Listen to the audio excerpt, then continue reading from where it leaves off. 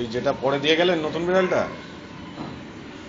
না, ও খাওয়া দাওয়া করেনি, ওই দুধই খেয়েছে, দুধটাই খাচ্ছে।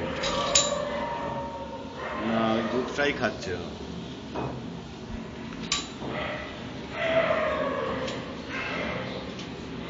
কালো বিড়ালটা মাছ খাচ্ছে, অল্প অল্প করে খাবার ধরেছে। তো ভালো যাচ্ছে না, খাওয়া দাওয়া করছে না, খালি দুধটাই খাচ্ছে।